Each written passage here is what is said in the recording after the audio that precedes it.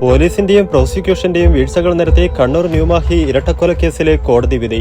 കൊടിസുനി അടക്കമുള്ള പ്രതികൾ കൊലപാതകം ചെയ്തുവെന്ന് സംശയാതീതമായി തെളിയിക്കുവാൻ കഴിഞ്ഞിട്ടില്ലെന്നും തെളിവുകൾ വേണ്ടവിധം ശേഖരിച്ചിട്ടില്ലെന്നും തലശ്ശേരി അഡീഷണൽ സെഷൻസ് കോടതി കുറ്റപ്പെടുത്തി.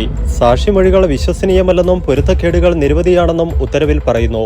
RSS BJP പ്രവർത്തകരായ വിജിത്തിനെയും സിനോജിനെയും ബോംബെറിഞ്ഞ് വെട്ടിക്കൊന്ന കേസിൽ TP കേസിലെ കുറ്റവാളികളായ കൊടിസുനി, മുഹമ്മദ് ഷാഫി, ഷിനോജ് ഉൾപ്പെടെ 14 പേരെ വെറുതെ വിട്ടത് ഇന്നലെയാണ്. പ്രതികൾ അനായാസം ഇറങ്ങിപ്പോന്ന കേസിൽ ഗുരുതര വീഴ്ച സംഭവിച്ചിട്ടുണ്ടെന്ന് വ്യക്തമാക്കുകയാണ് അഡീഷണൽ സെഷൻസ് കോടതി ജഡ്ജി റൂബി K. ജോസിന്റെ ഉത്തരവ്. പ്രോസിക്യൂഷൻ അവതരിപ്പിച്ച 3 സാക്ഷികളും വിശ്വസനീയമല്ല.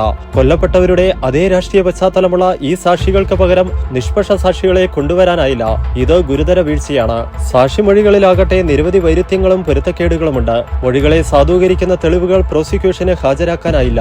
ആഴത്തിലുള്ള ബലഹീനതകൾ തെളിവുകളിൽ പ്രകടമായിരുന്നു. പരാതിക്കാരനും രണ്ടാം സാക്ഷിയുമായ OP രജീഷിനൊപ്പമുണ്ടായിരുന്നയാളെ സാക്ഷിയാക്കിയിട്ടില്ല. മെറ്റീരിയൽ തെളിവുകളും ഇലക്ട്രോണിക് തെളിവുകളുടെയും അഭാവം കേസിനുണ്ട്. വിജിത്തും സിനോജും സഞ്ചരിച്ച ബൈക്കിന്റെ ഉടമയെ അന്വേഷണ പരിധിയിൽ കൊണ്ടുവന്നിട്ടില്ല.